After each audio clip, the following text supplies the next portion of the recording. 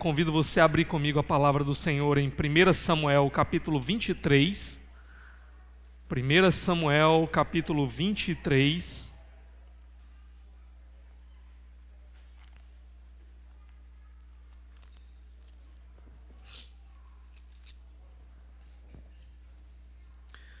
Hoje nós vamos ver todo o capítulo 23, mas eu peço que você leia comigo agora apenas o versículo 1 e deixe a sua Bíblia aberta.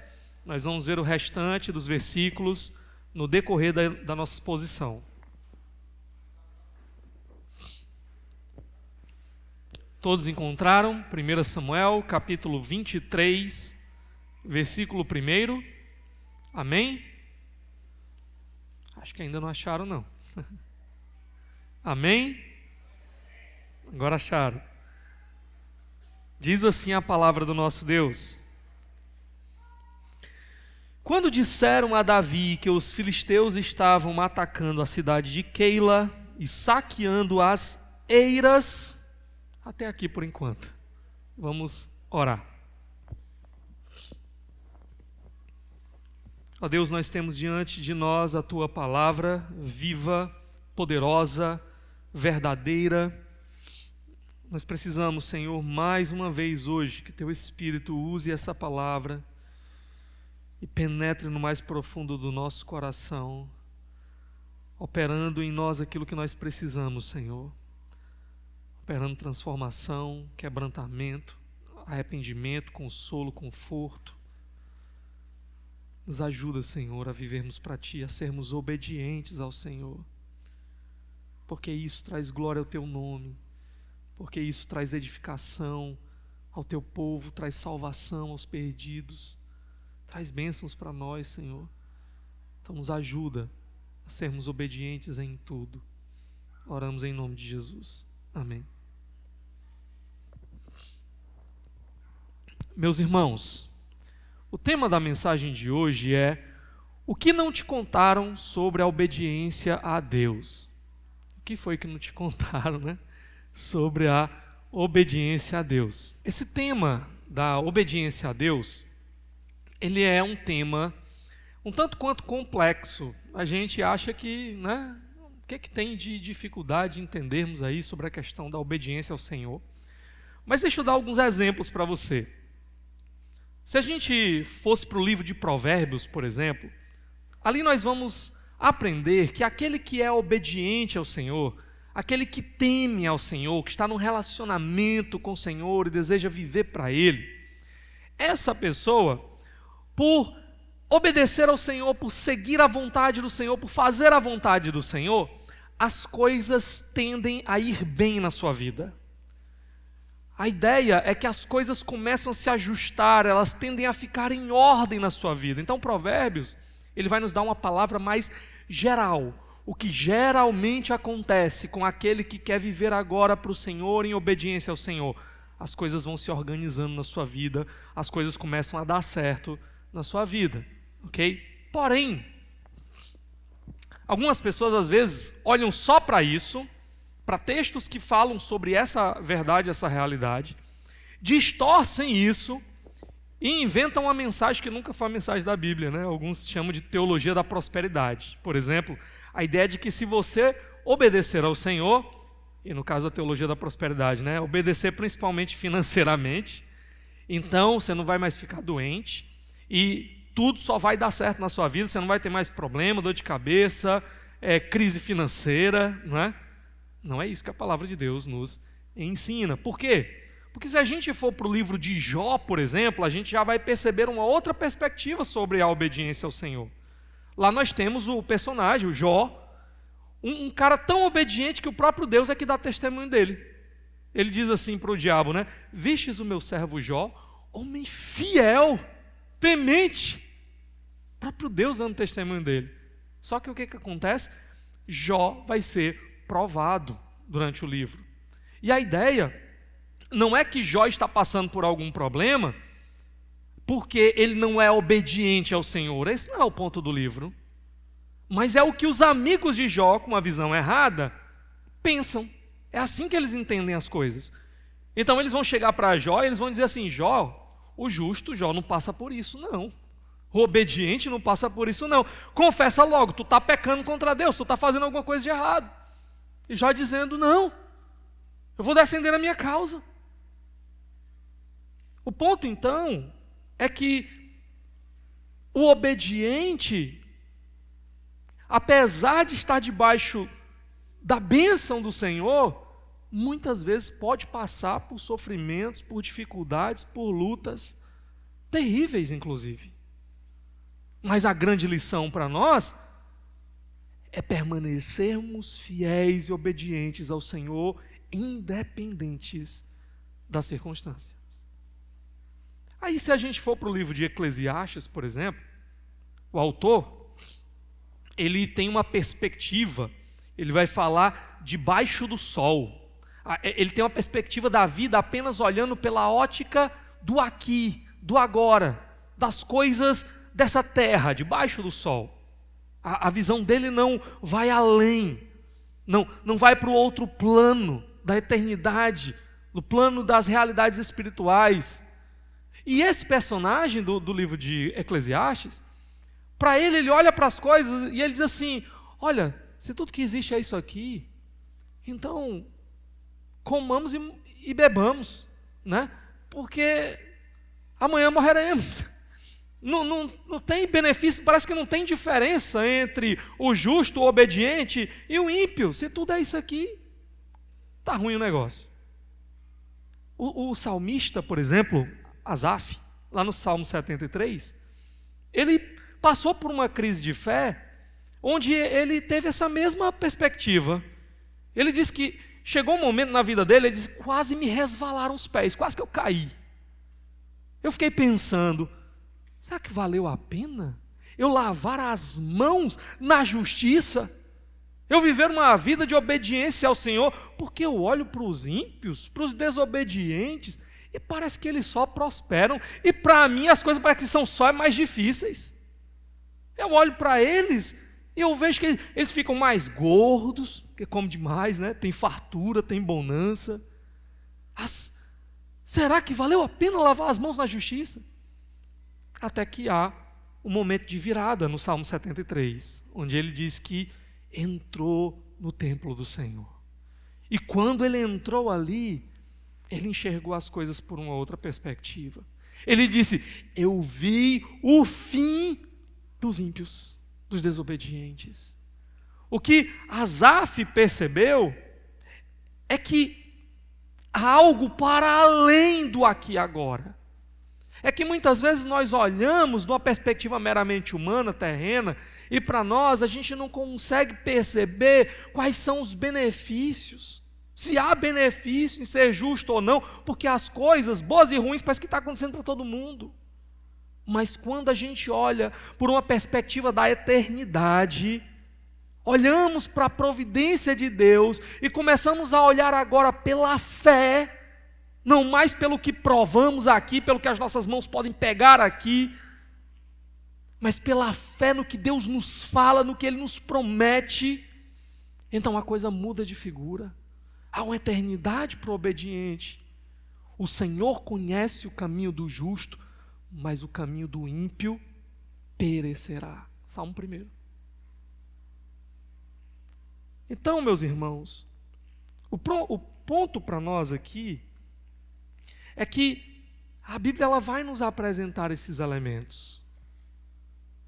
O geral, o normal de acontecer é que o obediente ele tende a ir ajustando sua vida. As coisas começam a ir bem. Mas isso não significa que sempre vai ser assim. Alguém obediente pode passar por turbulências no meio do caminho, por dificuldades terríveis e grandiosas, mas no meio de tudo isso, o que nós nunca podemos perder de vista é o olhar escatológico, é o olhar para o final, é o olhar para o que há reservado para nós. E ao olhar para isso, vivermos em obediência ao Senhor, a despeito do que está acontecendo. Se as coisas estão indo bem ou não, se estão indo do jeito que a gente quer ou não, olhar para o Senhor e continuar caminhando com o Senhor. Agora aqui no nosso texto, nós vamos ver um personagem colocando essa obediência em prática.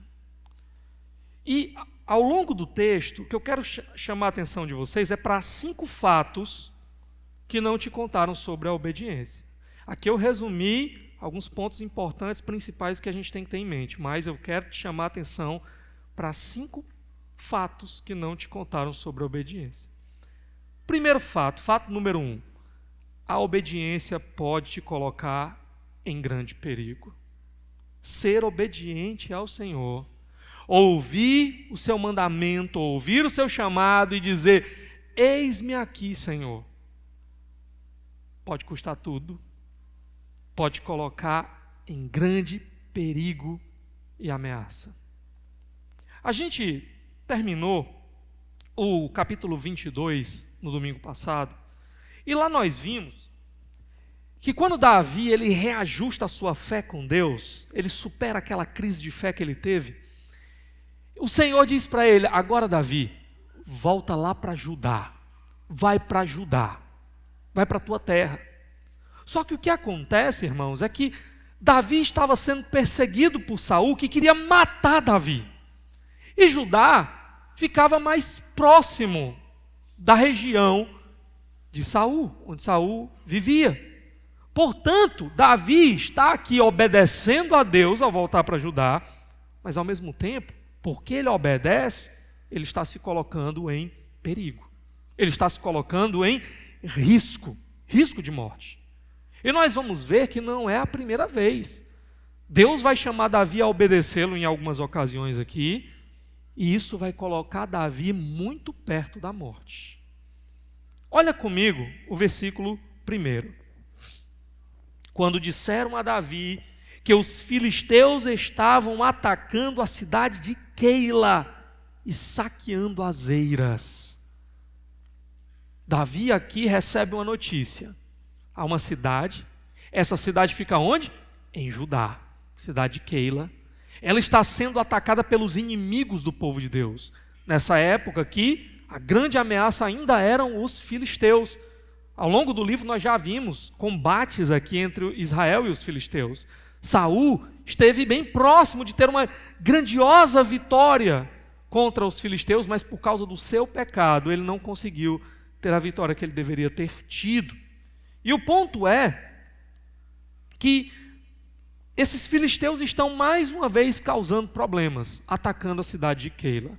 E os eventos que a gente vai ver aqui no capítulo 22, eles não necessariamente estão numa ordem cronológica, capítulo 23, né? Não estão numa ordem cronológica com o capítulo 22. O que isso significa?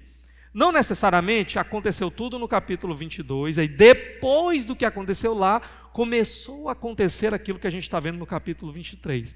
Parece, alguns estudiosos têm apontado, que esses 2 capítulos, eventos, estão acontecendo mais ou menos em paralelo. Enquanto, lá no capítulo 22, Saul estava lá junto com aquele homem gentil, né, que não era do povo de Deus, Doeg, que era do povo de Edom. Enquanto Saul e Doeg estavam matando os sacerdotes de Deus, destruindo lá os sacerdotes de Deus, Davi está tendo notícia de que a cidade de Keila está sendo atacada. As coisas estão aqui, portanto, em paralelo. E tem um elemento interessante. Nós vamos já ver aqui que o Senhor vai chamar Davi para ir lá lutar essa guerra contra os filisteus em Keila. Então Davi, ele é chamado para lutar contra os inimigos de Deus, os filisteus.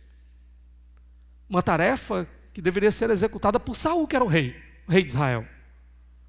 Enquanto Davi é chamado para lutar contra os inimigos de Deus, olha o contraste. Saul, rei de Israel, que deveria estar fazendo isso, está matando os sacerdotes de Deus, os sacerdotes do Senhor.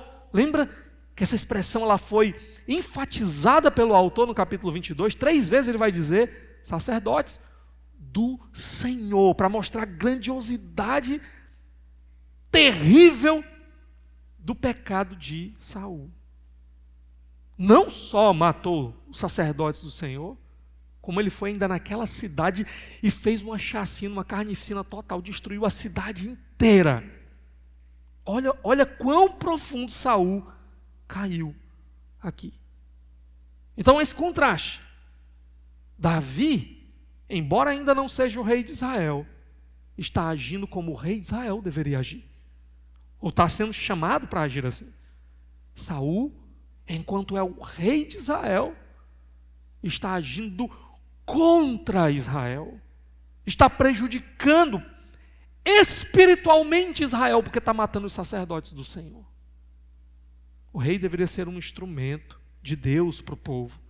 O rei deveria viver de acordo com as leis de Deus e assim incentivar, encorajar o povo a viver segundo a palavra de Deus.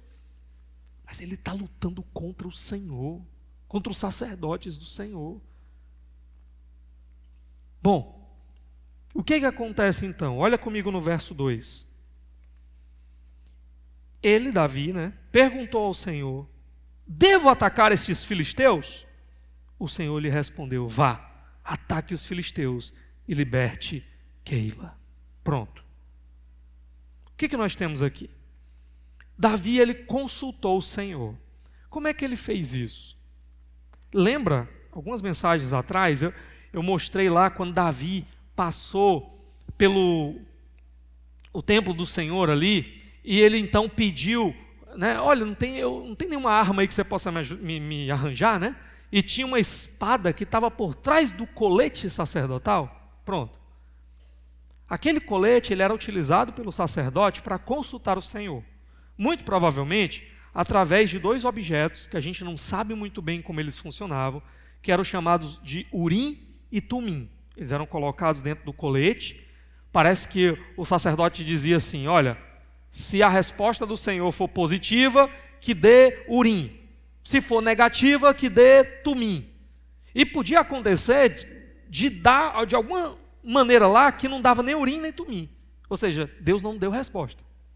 Talvez tivesse escrito Urim, tivesse escrito Tumim, nesses objetos semelhantes a alguma pedra, alguma coisa assim. E do outro lado, talvez não tivesse escrito nada. Então, quando ele mexia aqui, e que ele puxava aqui, dava Urim, Tumim, ou dava nada, Provavelmente, nós não sabemos muito bem como é que funcionava isso, mas eles eram utilizados para consultar o Senhor. Quem podia fazer isso? O sacerdote. Bom, como é que Davi consultou o Senhor aqui? Provavelmente através do colete sacerdotal. Mas como é que a gente sabe disso? Olha o versículo 6. Ora, Abiatar, filho de Aimeleque, tinha levado o colete sacerdotal quando fugiu para se juntar a Davi em Keila. O finalzinho do capítulo 22, nós vimos domingo passado, quando Saul fez aquela carnificina entre os sacerdotes, teve um que conseguiu escapar. Quem foi? Abiatar. Ele fugiu para ir se juntar a Davi. E o texto diz: e ele levou o colete. Pronto. Aqui o texto está dizendo para nós. Então, enquanto Saul estava lá fazendo toda aquela chacina, Abiatar conseguiu fugir. Provavelmente chegou aqui, paralelo, mesmo tempo, ele chegou lá junto com Davi e ele trouxe o colete sacerdotal. Davi recebeu essa notícia: Keila está sendo atacada. E ele consultou o Senhor: Senhor, o que eu devo fazer? Eu devo ir lá ajudar os nossos irmãos de Keila? Bom, verso 2 ainda, O Senhor lhe respondeu: vá, ataque os filisteus e liberte Keila. Pronto, eis a missão que o Senhor dá para Davi: libertar Keila. Essas palavras aqui, irmãos, são muito semelhantes às palavras que Saul tinha recebido do Senhor quando ele começou o seu ministério, lá no capítulo 15, verso 3. Deixa eu dar uma olhadinha aqui. O texto diz assim: agora vão, ataquem os amalequitas e consagrem ao Senhor para destruição tudo que lhes pertence. Não os poupem. Mas Saul falhou em obedecer ao Senhor. Ele poupou logo, foi o rei, Agag, ele poupou o melhor que eles tinham dos animais. Ele desobedeceu ao Senhor. Davi agora está recebendo a mesma missão. Vai lá, liberte dos filisteus a cidade de Keila. Será que Davi agora está pronto para obedecer ao Senhor quando Saul falhou? Olha comigo no verso 3. Os soldados de Davi, porém, lhe disseram: aqui em Judá estamos com medo, quanto mais se formos a Keila lutar contra as tropas dos filisteus. O que eles estão dizendo aqui basicamente? Davi, nós ainda estamos um pouquinho longe de Keila. E daqui da onde a gente está, dá para a gente correr para qualquer lugar, dá para a gente fugir. E aqui, distante, a gente já está com medo. Você imagina mesmo quando nós chegarmos lá. Quando a gente estiver na frente de batalha. Como é que nós vamos fazer um negócio desse? Você tem certeza? Somos nós mesmos, né? Que vamos lá atacar os filisteus? Os soldados estão aqui, meus irmãos, apavorados, com muito medo dessa tarefa. Lembra o que eu disse para vocês? Obediência pode te colocar em perigo. Davi está fugindo da morte o tempo todo, das mãos de Saul. Ele está em perigo o tempo todo. Por quê? Porque ele pecou contra o Senhor? Não. Porque ele tem sido obediente. Davi está lá em Judá, pertinho do perigo. Por quê? Porque ele agiu como um tolo e de repente foi para lá, porque o Senhor mandou ele para lá. E agora Deus está mandando Davi ir atacar os filisteus para salvar Keila. Os soldados estão morrendo de medo. Por quê? Porque é perigoso obedecer a essa ordem de Deus. Meus irmãos, a cena, ela nos lembra aquilo que aconteceu com Davi e Golias. Como era a situação lá? Israel estava paralisado de medo. Não tinha nenhum soldado capaz de se levantar para enfrentar os desafios de Golias. E naquela ocasião, Davi precisou confiar no Senhor. Exerceu uma fé corajosa. Ele disse: espera aí, ora, ele está insultando a Deus. Vocês acham que Deus vai ficar calado? Vocês acham que Deus não vai fazer nada? Que Ele não tem poder para vencer isso daí? Deus é que vai entregar ele nas minhas mãos. Aqui mais uma vez, esse chamado de Deus exige fé de Davi para obedecer, porque é um chamado perigoso. Tão perigoso quanto aquele jovem rapazinho derrotar aquele homem tão grande, aquele guerreiro tão preparado e poderoso. O que será que vai acontecer? Olha os versos 4 e 5 comigo.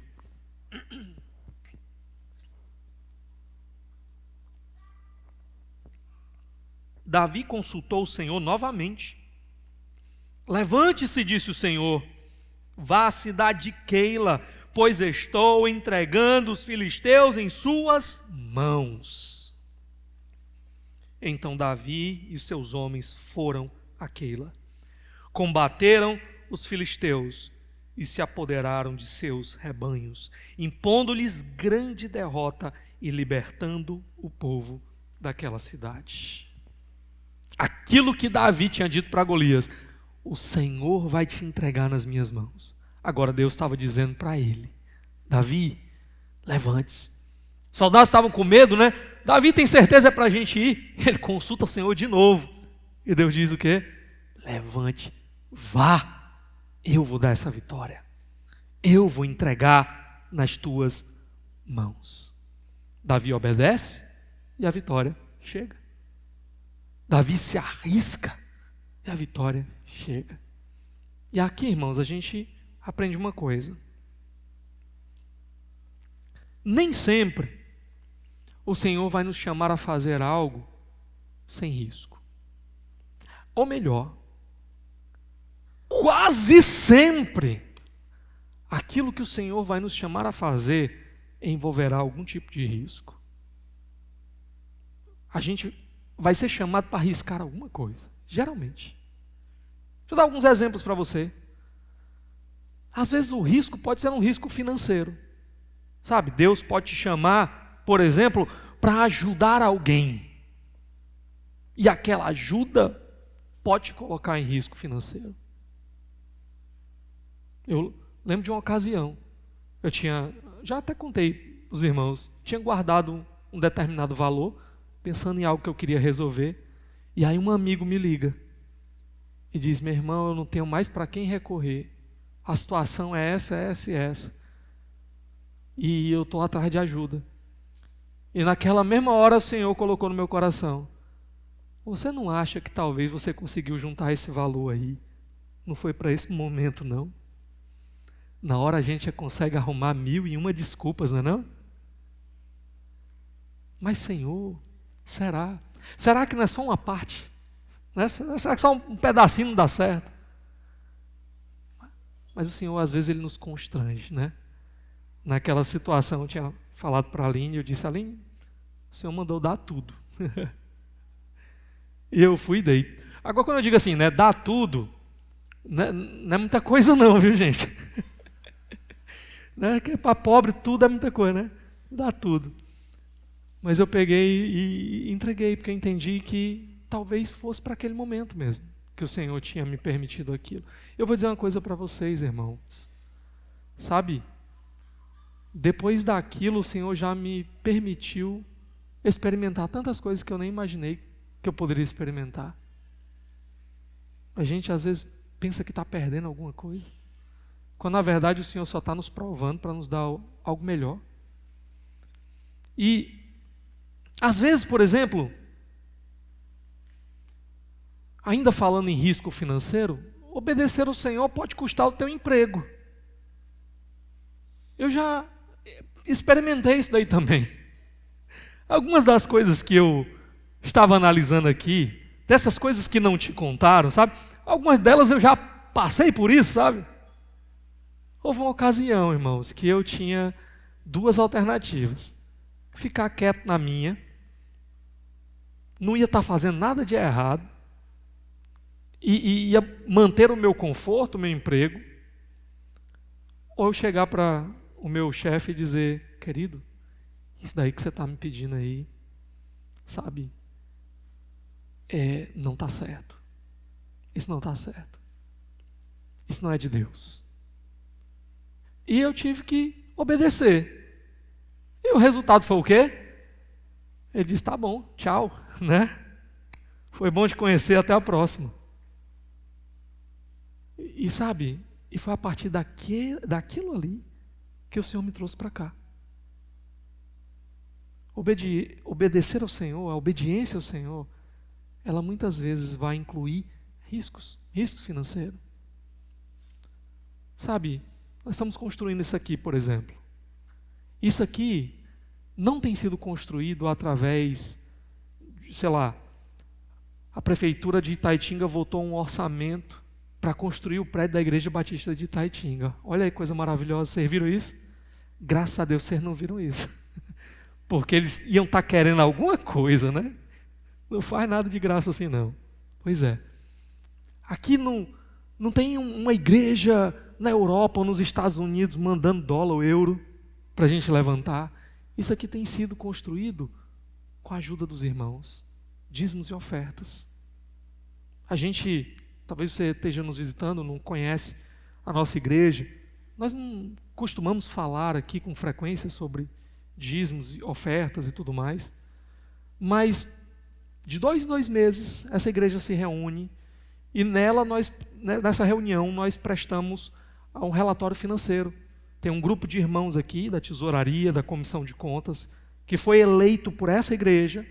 Todo ano tem uma eleição para saber quem vai ser tesoureiro, quem vai ser da comissão de contas. São esses irmãos que administram os recursos que entram aqui por meio dos dízimos e ofertas.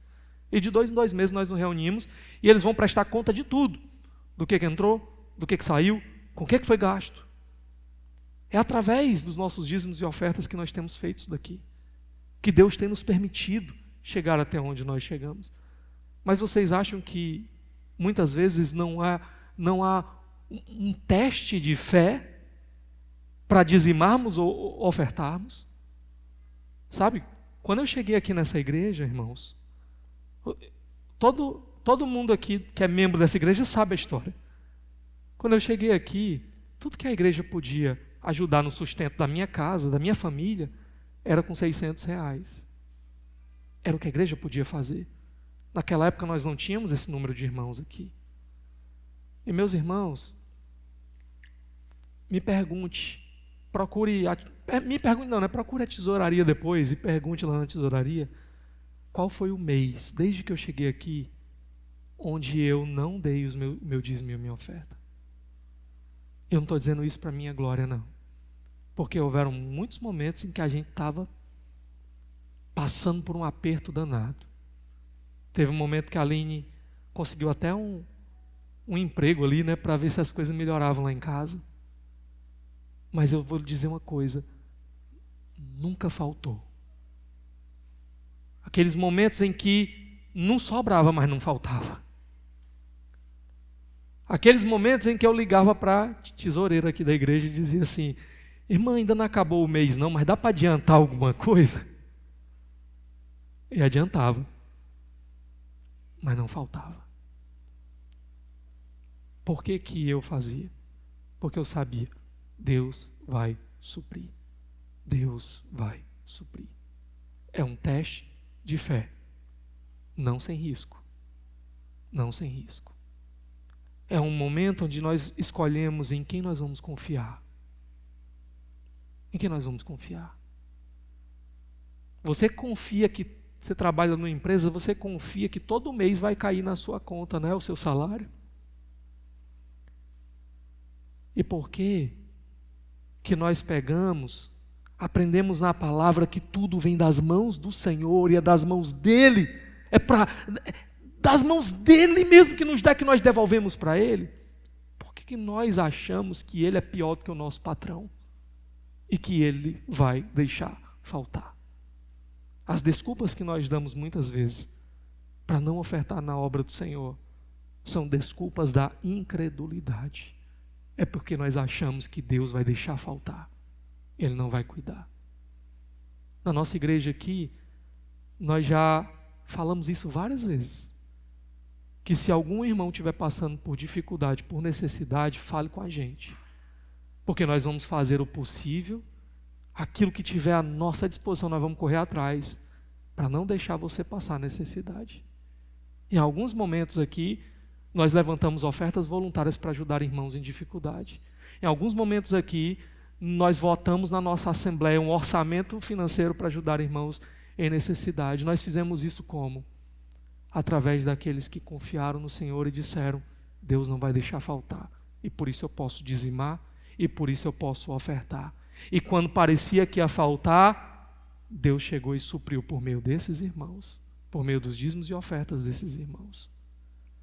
O ponto é que obedecer ao Senhor não vai ser fácil, pode nos colocar em riscos financeiros, pode nos colocar em riscos relacionais, desgastes em relacionamento, porque em alguns momentos nós vamos ver os nossos irmãos dando passos que eles não deveriam dar, e nós vamos nos lembrar das palavras de Jesus dizendo assim: se o teu irmão pecar contra ti, vai ter com ele.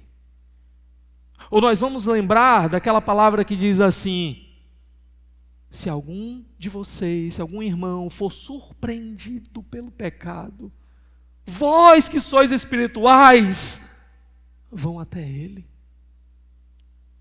O ponto é que muitas vezes nós vamos, por causa da obediência ao Senhor, ter conversas difíceis, que a gente não ia querer ter, que a gente ia preferir que outra pessoa fosse no nosso lugar. Às vezes a gente vai tentar até jogar as coisas para cima do pastor, né? Pastor, eu soube do negócio acolá, será que o senhor não podia ir falar lá com o irmão? E aí o pastor vai ter que dizer assim: irmão, a Bíblia diz assim, se o teu irmão pecar contra ti, vai ter com ele. A Bíblia diz que tem que ter testemunha. Eu não fui testemunha de nada, você que foi. Você vai comigo? Se você for comigo, eu vou com você, conversar com o irmão. Porque foi você que viu. Ah, pastor, mas aí o irmão pode ficar com raiva de mim. Pois é, obedecer ao Senhor pode trazer riscos. riscos relacionais. No nosso casamento, às vezes, a gente vai ver o nosso cônjuge fazendo uma coisa que ele não deveria estar fazendo. E quem é que vai ter que chegar para ele para dizer? Nós. Ah, pastor, mas eu prefiro a minha paz. Se eu disser isso para aquela mulher, meu Deus. Pois é, você vai esperar que quem vai dizer isso para ela? Quem vai dizer isso para o seu marido? É você que está vendo, é você a pessoa mais próxima dele ou dela. É você que quer o bem dele ou dela. Eu sei, às vezes vai ser desgastante dizer. Vai precisar sabedoria dizer. Obedecer ao Senhor pode nos colocar em riscos relacionais. Obedecer ao Senhor pode nos colocar em riscos, ameaças à nossa própria vida. Meus irmãos, quantos homens de Deus têm se levantado, recebido o chamado do Senhor, vão fazer discípulos de todas as nações, dito, eis-me aqui, Senhor, e vão para o campo missionário e não voltam. Ou quantos voltam, mas não sem risco. Não sem risco. Recentemente eu estava conversando com um irmão que estava se preparando para ir ser missionário num país muçulmano.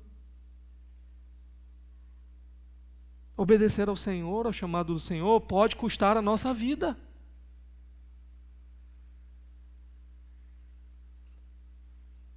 A grande questão é que nós achamos que a vida cristã, fomos contaminados com alguma ideia aí de algum lugar que não está na Bíblia, mas nós achamos que a vida cristã é só assim, ó, venha para cá e receba tudo que você sonhou, sem risco nenhum.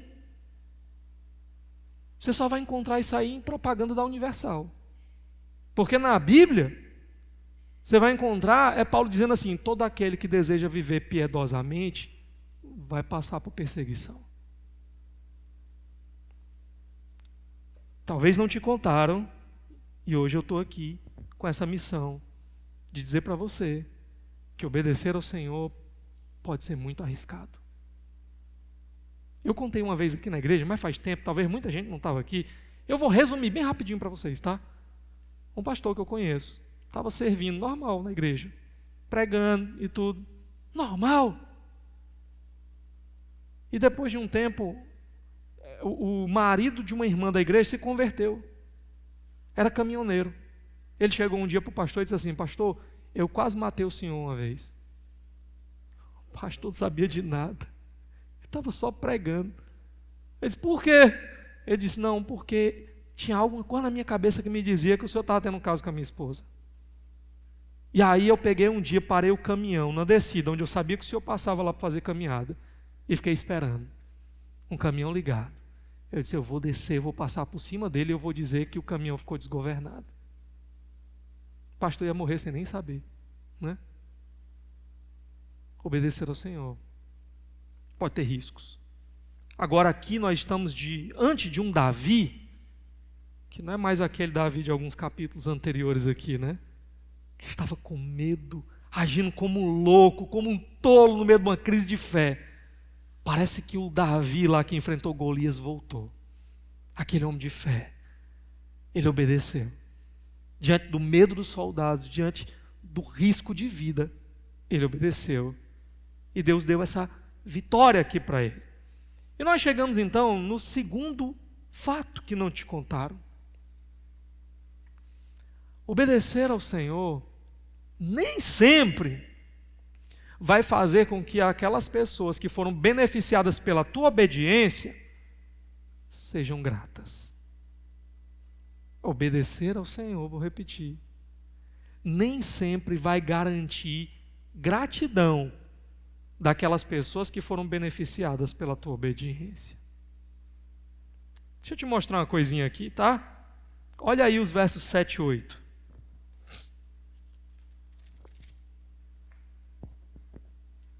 Foi dito a Saul que Davi tinha ido a Keila, e ele disse, Deus o entregou nas minhas mãos, pois Davi se aprisionou ao entrar numa cidade com portas e trancas. E Saul convocou todo o seu exército para a batalha, para irem a Keila e cercarem Davi e os homens que o seguiam. Pronto, vamos olhar aqui. Só um detalhe logo de imediato, né? A cidade de Keila, uma cidade israelita do povo de Deus, estava sendo atacada por filisteus nesse instante, e Saul não convocou exército nenhum para ir salvar o povo de Israel. Estava matando os sacerdotes do Senhor. Aí agora, ele soube que Davi está lá, e o que ele faz? Convoca um exército para perseguir e matar Davi. Olha como as prioridades estão invertidas na cabeça de Saul. Mas o ponto aqui é, ele recebe essa notícia do paradeiro de Davi. Talvez algum espião, um informante, soube e passou a mensagem para Saul. Saul, ele não consulta o Senhor. Afinal de contas, ele não tem mais nem como consultar o Senhor. Os sacerdotes que estavam lá à disposição dele, ele mesmo deu cabo em todos. O colete sacerdotal que tinha lá, o único que sobrou fugiu, está com Davi agora. É Davi que pode consultar o Senhor. Deus se tornou inacessível para Saul. Já faz um tempo que Saul consultou o Senhor e o Senhor não respondeu. Nós vamos ver mais adiante uma situação semelhante aparecendo de novo. O fato é que, apesar de tudo, de Saul estar enlouquecido no seu pecado, tentando assassinar o herói de Israel, o homem que Deus levantou, ele acha que Deus está abençoando ele. Olha a loucura aí. Volta de novo o verso 7. Foi dito a Saul que Davi tinha ido a Keila e ele disse: Deus o entregou nas minhas mãos. Olha, Deus abriu uma porta para eu matar o meu inimigo. Ele viu naquilo uma armadilha. A cidade era murada, só tinha provavelmente uma saída. Então Davi estava lá, era fácil agora. Você cercava a cidade, ele estava perdido. Saul pressupõe que Deus o está abençoando, porque aparentemente uma porta se abriu. A porta que ele queria se abriu. O meu inimigo está aprisionado. Ele agora está fácil de ser derrotado. Deus me abençoou. Deixa eu dizer uma coisa para você.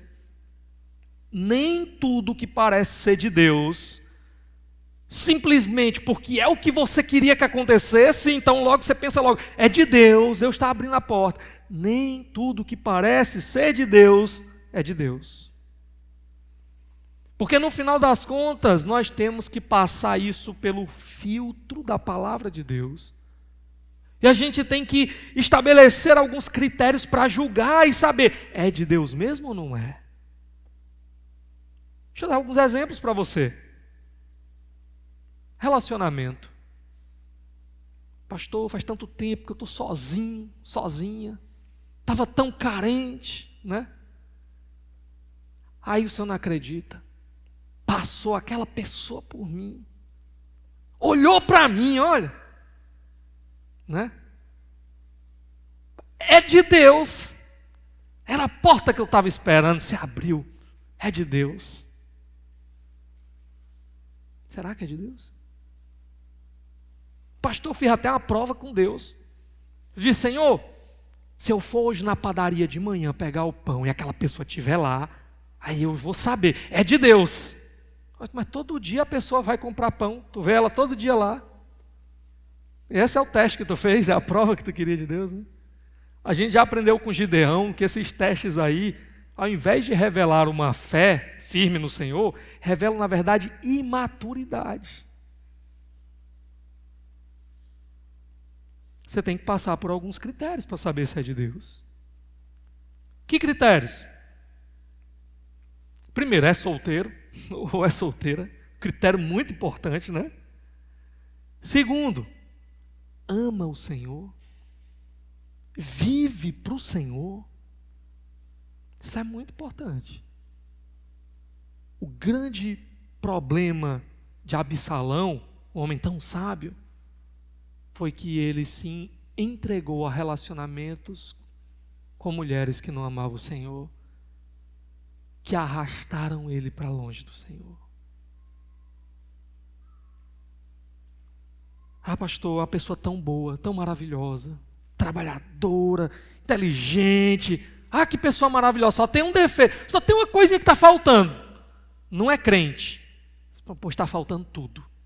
Porque é o critério primeiro, o mais básico, é amar o Senhor. É amar o Senhor. A Bíblia diz, ela é muito clara sobre isso.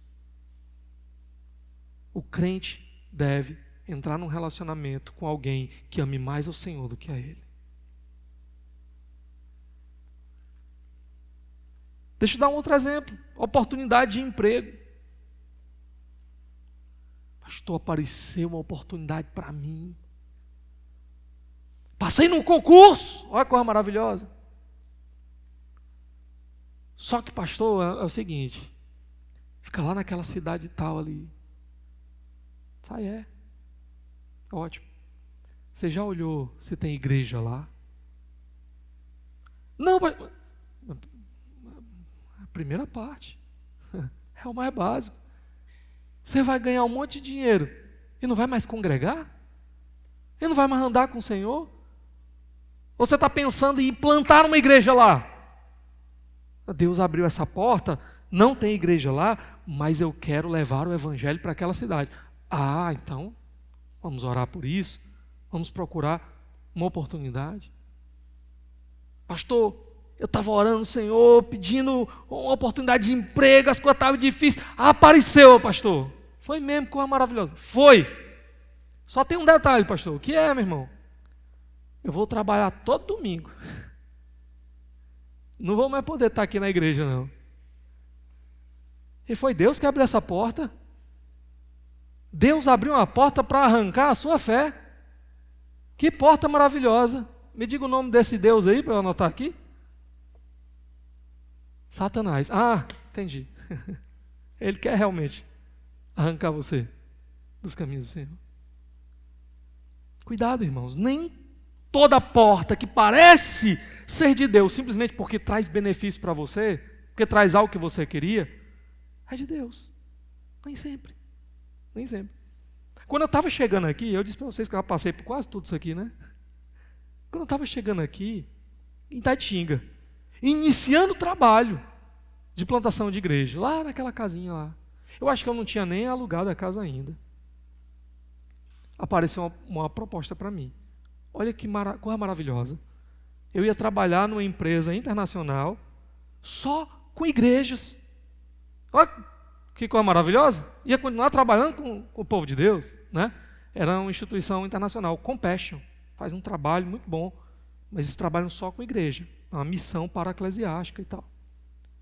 Aí eu ia ter a oportunidade de trabalhar nessa empresa, ia ganhar um salário que eu nunca tinha ganhado na minha vida. Eu disse, rapaz, mas é isso tudo? Aí o irmão disse assim, né, o que estava me chamando, é só o inicial, viu? Eu disse, tá bom o negócio, né? Eu vou dizer uma coisa para vocês. A pessoa que entrou em contato comigo, eu conheci essa pessoa há muito tempo, era da mesma denominação, eu não tinha nem contato com essa pessoa, nunca tinha trocado mensagem com essa pessoa. A pessoa se lembrou de mim, entrou em contato comigo, disse, eu acho que você tem um perfil, eu estou saindo dessa vaga, eu queria que você assumisse essa vaga, você vai coordenar aqui. Só tem um detalhe. Qual é o detalhe? É que você vai ter que fazer algumas viagens aí. Olha que coisa maravilhosa, eu ainda gosto de viajar. Ia ter que fazer algumas viagens, geralmente para os Estados Unidos, para o México e para alguns lugares aqui no Brasil. Só que eu estava começando um trabalho de plantação de igreja. E eu disse, a minha prioridade é a igreja. A minha prioridade é a igreja. Ainda fiz umas entrevistas, passei nas entrevistas, até que a última, eu disse, minha prioridade é a igreja. Eu estou começando um trabalho de plantação da igreja, eu sou pastor, a minha prioridade é a igreja. Aí é claro, né? Que eu perdi os tantos mil lá que eu ia ganhar para ganhar os R$ 600 de vocês aqui. Mas, meus irmãos, nem toda porta que parece de Deus é de Deus. Sabe-se lá onde eu estaria hoje. Sabe-se lá o que eu estaria passando hoje. Se eu tivesse dado ouvido simplesmente ao que eu queria e não ao que Deus estava me chamando a fazer. Mas voltando aqui, olha comigo os versos de 9 a 12. Quando Davi soube que Saul tramava atacá-lo, disse a Abiatar: traga o colete sacerdotal. Então orou: ó Senhor, Deus de Israel, este teu servo ouviu claramente que Saul planeja vir a Keila e destruir a cidade por minha causa. Será que os cidadãos de Keila me entregarão a ele? Saul virá de fato conforme teu servo ouviu? Ó Senhor, Deus de Israel, responde-me. E o Senhor lhe disse: ele virá. E Davi novamente perguntou: será que os cidadãos de Keila entregarão a mim, a meus soldados, a Saul? E o Senhor respondeu: entregarão. Meus irmãos, o que eu acabei de dizer para vocês? Nem sempre, porque você obedeceu ao Senhor e pessoas foram beneficiadas com a sua obediência, nem sempre você vai colher em troca gratidão. Se prepare para experimentar muitas ingratidões no meio do caminho. Obedeci ao Senhor, fiz isso, aquela pessoa foi beneficiada, e é assim que essa pessoa responde, é assim que essa pessoa me trata, é isso que essa pessoa pensa. Pois é. Davi recebeu a notícia aqui, os planos de Saul. Consulta o Senhor novamente, não é? A gente vê que cada passo que Davi dá agora, ele não está mais agindo na força do seu próprio braço, inventando as estratégias, mentindo, né? Como ele tinha feito antes. Ele agora está consultando o Senhor. O que o Senhor quer que eu faça? Pronto. Consulta o Senhor. Davi não é mais aquele desesperado. Ele está fazendo as coisas do jeito de Deus. E só um parêntese aqui, uma mensagem importante. O nosso Deus não é apenas aquele que conhece o passado. Nosso Deus conhece tudo acerca do passado. Mas o nosso Deus também não é só aquele que conhece o futuro. O nosso Deus conhece tudo a respeito do futuro. Suas promessas, suas profecias, inclusive aquelas que já se cumpriram, mostra isso. Os detalhes. O nosso Deus é aquele que também conhece as possibilidades. O que aconteceria se as circunstâncias fossem diferentes? É o que alguns teólogos e filósofos chamam de o conhecimento das contingências. Deus não sabe aqui apenas o que aconteceu no passado e o que vai acontecer no futuro. Ele sabe inclusive o seguinte: olha, se você ficar em Keila, os homens vão entregar você para Saul. Se você ficar em Keila, Saul vai vir e os homens de Keila vão entregar você para Saul. Davi não vai ficar em Keila. Eu estou adiantando para vocês. Não vai acontecer isso. Saul não vai chegar lá, os homens de Keila não vão entregar Davi, porque Davi não vai estar lá. Mas se as circunstâncias fossem diferentes, se Davi ficasse lá, era isso que aconteceria. Deus sabe até o que aconteceria se as circunstâncias fossem diferentes. O seu conhecimento é absoluto. É algo que, se você gastar tempo para refletir, para meditar, você vai ficar assim, ó, uau. Sabe o multiverso da Marvel? Perde é feio. Mas voltando aqui, olha o ponto importante. A obediência de Davi, arriscando a sua própria vida, quando seus soldados mesmo estavam morrendo de medo, porque era algo muito perigoso, trouxe libertação para a cidade de Keila. Mas agora, olha o que ele recebe em troca. Eu cheguei aí, Keila, eu arrisquei a minha, quase morri, sabe? A espada dos filisteus passou assim, ó, pertinho do meu pescoço, para libertar vocês. Agora tem um cara querendo me matar que está vindo para cá. Quando ele chegar aqui, vocês vão me entregar? Deus está dizendo o que ia acontecer, né? Se vão. Na hora que ele chegar, eles vão pensar assim, peraí, se a gente não entregar Davi, ele vai cercar a cidade e nós vamos morrer. Tem um detalhe importante aqui, tá? É que quando Davi responde, quando Davi consulta o Senhor e tudo mais, ele nem pensa só nele, ele pensa na própria cidade. Eu não sei se vocês perceberam isso. Deixa eu voltar aqui no verso 9. Quando Davi soube que Saul tramava atacá-lo, disse a Abiatar: traga o colete sacerdotal. Então orou: ó Senhor, Deus de Israel, este teu servo ouviu claramente que Saul planeja vir a Keila e destruir a cidade por minha causa.